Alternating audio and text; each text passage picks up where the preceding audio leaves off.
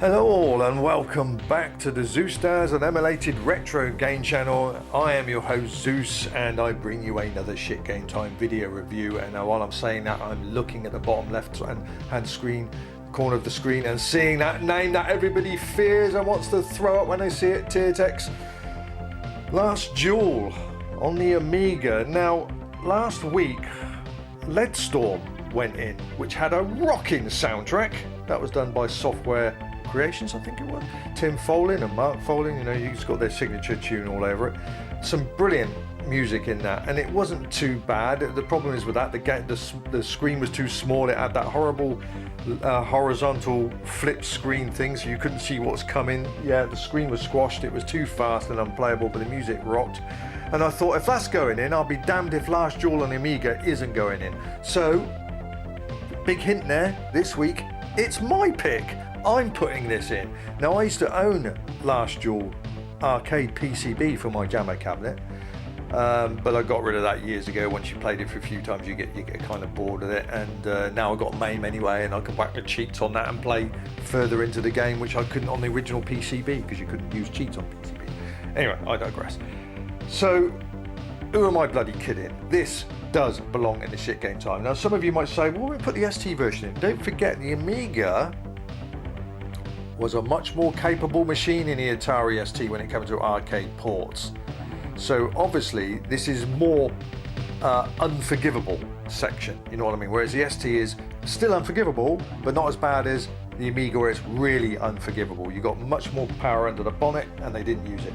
So who was it developed by? Well, we know it's fucking Tiertex, weren't it? Tiertex. It was programmed by, looks like an A-Fun one guy, John Prince. Oh, and the box art was done by Andrew Jones, something like that. So it came out in 1989 for a very unusual price tag, $14.99. Most Amiga games were like $19.99, some are creeping up to $24.99. But $14.99, that's £40 or about $58 in today's money. So let that sink in. They also did some other dodgy conversions in there. I mean, you got the Strider games, of course Street Fighter 1. Tiertex were a piece of shit. But they did some good Spectrum versions, actually, I thought, even though they seem to have no one to do any AY music in their games. Street Fighter, there's no music in that, very basic sound effects. Rolling Thunder, that was a pretty good conversion for on the Spectrum. Again, no music in that. 720, that was a pretty good one. Again, no music. So I don't know what their problem was. Did any of you guys at Tiertex know how to fucking do AY music? Anyway, let's get on with it. I hate that sound. They've used that in so many of their games, and yet I can't pick one off the top of my head. It does retain the two-player though, if you want to play. But again, like I said, straight away, it's just, I mean, it scrolls okay, it's fairly smooth, but there we go with the bloody with the left-right flip screen again. It's very much like Lead Storm.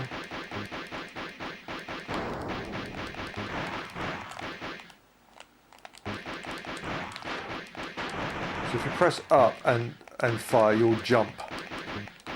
So you have to go slow, like softly, catchy monkey kind of thing, and you've got a timer, so you've got to race as well, so it's not easy.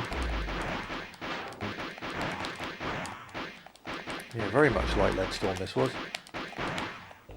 Okay, got a 2-fire cannon now.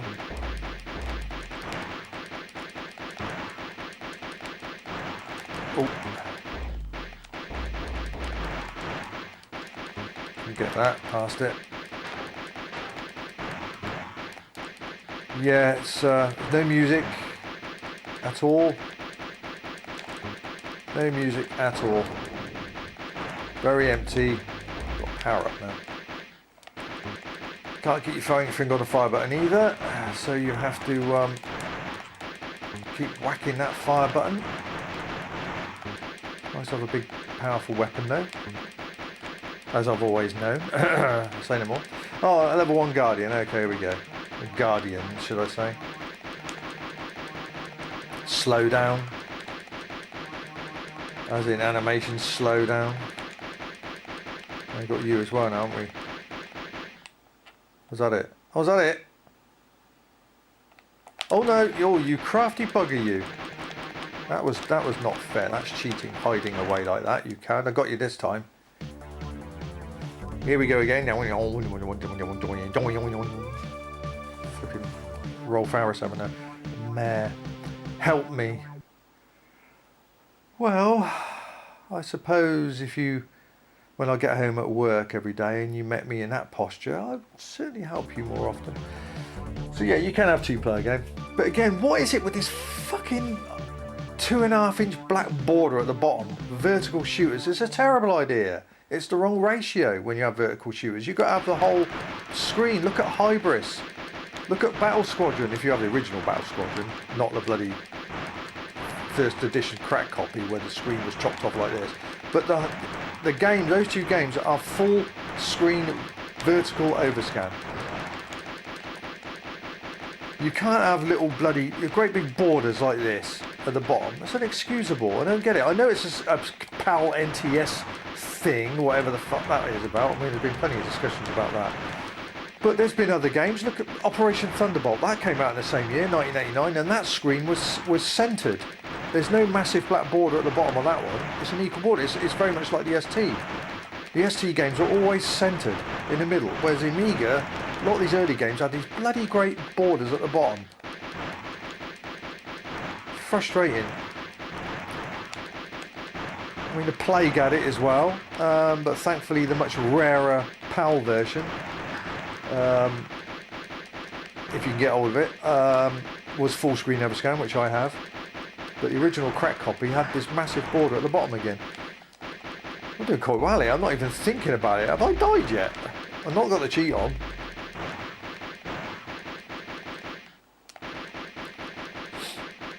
But I don't know, the colours, meh. It's just the action's missing, isn't it? It's, yeah.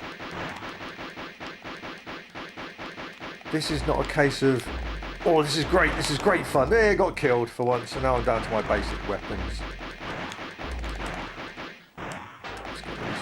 Oh no, I'm going to die here. Kill these things, haven't I? Shoot these things to stop them sapping things at you. Oh, why haven't you died? I can't get past this. Can I? Bloody hell, how the fuck did I get past all that? I didn't that time. I did quite well there. Get past all that, I could do with some weapons. You know, I've got no weapons here, guys. Come on, play the game. Give me some weapons. Ah, power up. No, go away. Thank you. That helps.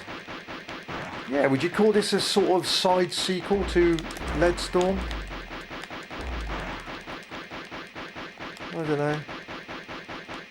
It's good. The arcade version's good, so check that out on main.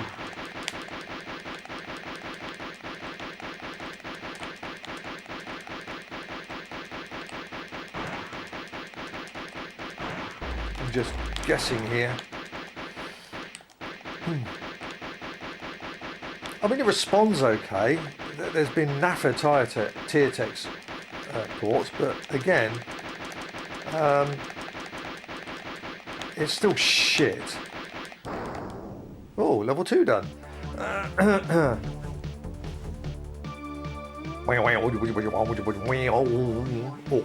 Awful. Not me. Yeah, no, you shouldn't have got yourself bloody caught like that, should you, darling? You should have covered them up a bit more. That way, you wouldn't have got abducted like that. So back to the driving stage again.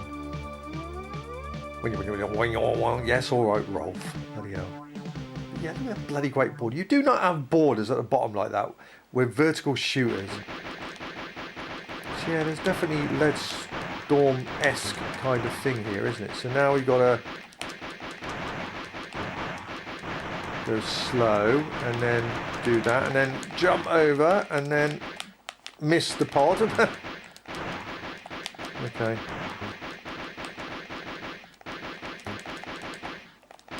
You've got to be careful, you've got to jump. See, it's very difficult to... Oh, now I'm getting mullered. Right, let's get over here. Game over. How quickly I died on that. Yeah, it's the wrong ratio. All that border at the bottom. I mean, fuck all this NTSC America bloody PAL, you know, balancing act, whatever the fuck that was. Why weren't the bloody Amiga games always, that weren't overscan? I mean, yeah, what about the overscan games in PAL? What do they look like in America? If this was a case of, you know, 60 hertz, those borders then disappear somewhat. And again, Operation Thunderbolt was another perfect example. You load that up, that screen is centralized. It's not at the top like this is. So what happens there? What did Operation Thunderbolt look like in America? I don't get it. It's always confusing to me. Always confusing. I don't get it. I mean, what would this game look like in America? Would the screen be a bit lower? And if that's the case, what would Operation Thunderbolt look like in America? Would that be at the bottom of the screen because it's centralized in the middle of the PAL? And what would overscan Amiga games look like? It's so confusing. Didn't get that with the Atari ST. All the games were in the middle. You just never got overscan games on the ST, not as far as I know. Do I have another go at this? One little quick go, I suppose, just to close the chapter. But there's no way I'm allowing Leadstorm to go in and not this. No way. I mean, that game was rocking with its soundtrack. So yeah, it's just, obviously less colours in the arcade, I get that. But it's just a poor game. Everything's wrong with it. And that horrible bloody choppy side scrolling. Fucking US God, you sucked. You sucked around 87, 88, 89. You sucked balls as a company. You really did. I don't know what's so special about you. Really don't. You can old Ocean's jockstrap back then. Yeah, they came out with some duds too, but they came out with a lot more fucking classics than you guys did. This was just shit. A lot of you literally murdered, raped Capcom games. Wouldn't it have been interesting, just in an alternate universe, to see what if Ocean had got the Capcom library? I wonder what their versions would have looked like. I wonder. We can only wonder. But bloody US Gold got in there. And then they coughed them out to their subcontracts like Go and Tiertex, Software Creations, which were the better ones, I must admit, because they were Tim Follin and that in the family. You got some music in the games. Not doing so well this time, but it's because I'm just not really caring.